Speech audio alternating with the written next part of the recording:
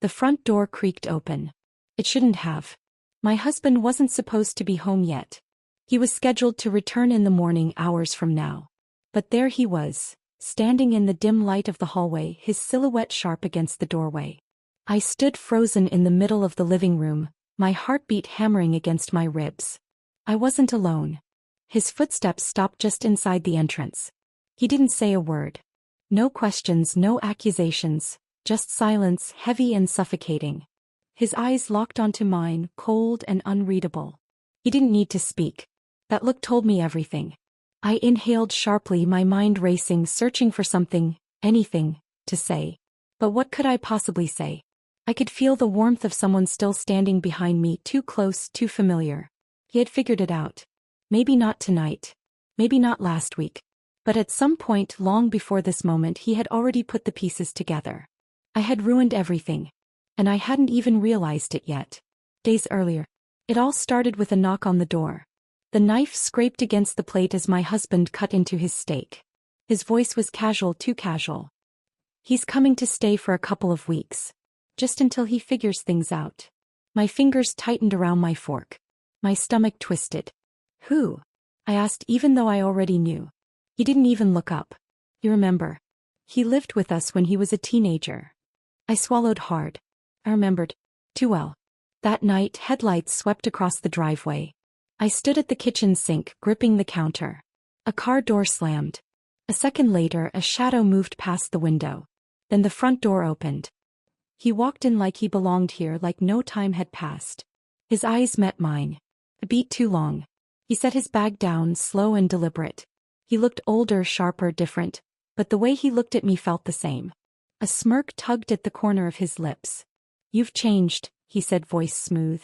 I forced a breath. I had no idea how much everything was about to change. The house was quiet, the kind of silence that made every sound sharper, every breath louder. I walked into the kitchen, barefoot on the cool tile, expecting to grab a glass of water and go back to bed. But then I saw him. Standing there.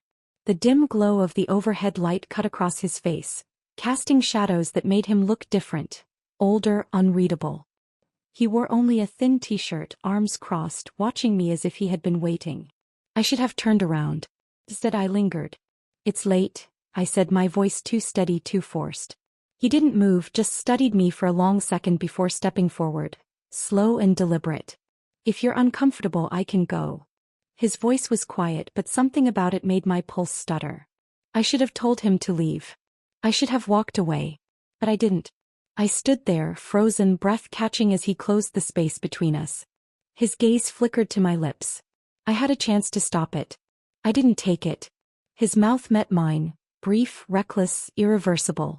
Then I pulled away. Everything had changed. Everything. I threw myself into routine, into normalcy, into the comfort of my husband's presence. I filled my days with errands, conversations, and forced smiles, pretending the kitchen never happened, pretending I hadn't felt something shift inside me. But avoidance only worked when he wasn't around. And he was always around. Passing by in the hallway, his arm grazing mine. Reaching for a plate at the same time, our fingers brushing. A glance held a second too long. A silence that stretched between us, charged, heavy. My body reacted before my mind could shut it down. A flicker of heat, a pulse quickening, a pull I refused to acknowledge. One night I walked into the living room, expecting an empty space, expecting solitude. Dad, he was there. Sitting. Waiting. He didn't look surprised. He didn't look away. I knew you'd come, he said, voice quiet but sure. My breath caught. I took a step back, my resolve crumbling. This is wrong, I whispered as if saying it made it true. He didn't argue. He didn't have to. Because we both knew, it was already too late. His arms wrapped around me from behind, firm and familiar. I tensed. You're so tense lately, he murmured against my neck, his lips pressing gently against my skin.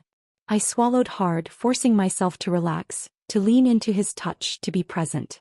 I was supposed to be here. With him. With my husband. Not in my head, not somewhere I shouldn't be. His hands traced slow, comforting circles on my waist, his breath warm against my shoulder. I turned in his arms, trying to shake the weight pressing against my chest. Trying to forget. I'm fine, I said, forcing a smile. He smiled back, unaware, untouched by doubt. He kissed me, soft at first, deepening as I let him. I let him. As I had to.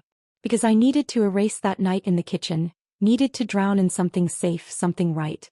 But the moment I closed my eyes, it wasn't his face I saw. It wasn't his touch I felt. My stomach twisted.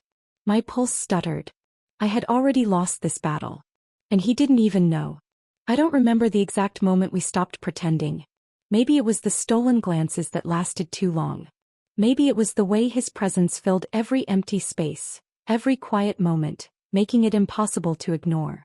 I only know that by the time I realized how far we'd gone, there was no going back. One night, as the house settled into silence, I heard footsteps behind me. I turned, and there he was, standing in the dim glow of the porch light. He exhaled slowly, his jaw tight. "I'm leaving tomorrow." My stomach dropped, an unexpected rush of panic tightening my chest. My lips parted, but I forced myself to nod. Maybe that's for the best. The words came out steady, controlled, but my eyes betrayed me. He stepped closer, the space between us evaporating. His fingers brushed against my wrist, light but deliberate. I felt the warmth of his touch seep into my skin. "Tell me this meant nothing," he murmured. "Say it and I'll go." The air between us was thick, electric, waiting. I opened my mouth. But no words came. I said nothing. Dinner was almost over when my husband put down his fork and looked at me, his expression unreadable. "You've been acting different lately." My pulse jumped, but I forced my face to stay neutral. I reached for my water, my fingers steady, my voice even. "You're imagining things." He didn't blink. "Am I?" A chill ran down my spine. He wasn't the type to say things without reason. He leaned back, arms crossed, studying me like a puzzle he was piecing together. "Your friends saw you today." My stomach twisted. I gripped my glass tighter.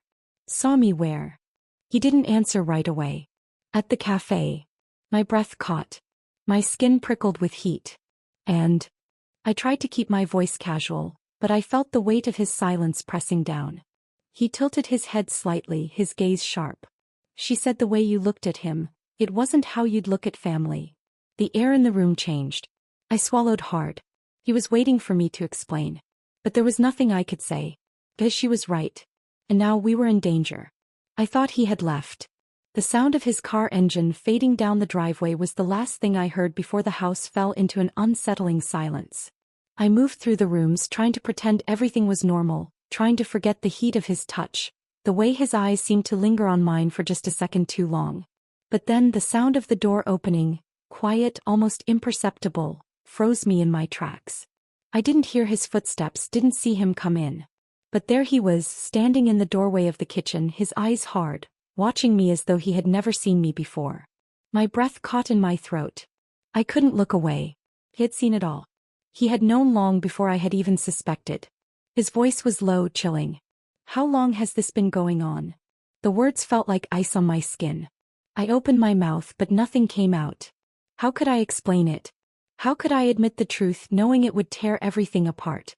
"I asked you a question," he said again, his tone colder. "How long?" I didn't have an answer. I opened my mouth, the words I needed to say caught in my throat, suffocated by the weight of what I had done. But by the time I found my voice, he was already gone.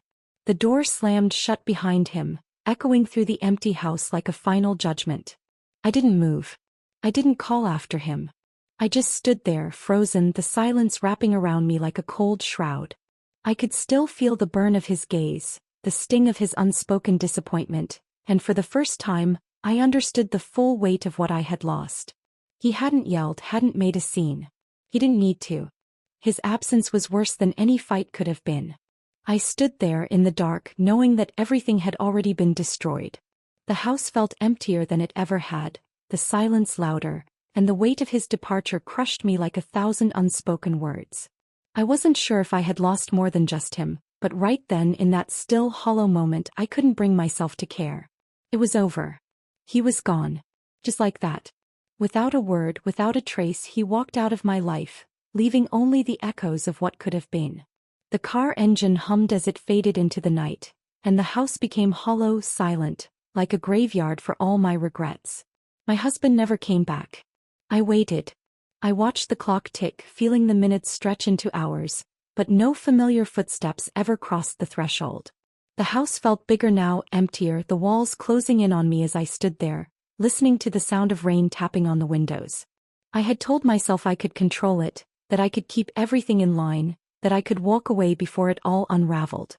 But now, standing in the wreckage of my own making, I realized just how wrong I had been. I had nothing left. No explanation. No way to fix what I had broken. The silence was suffocating, the emptiness all-consuming, and as I stared out into the rain, I knew it was over. There was no going back.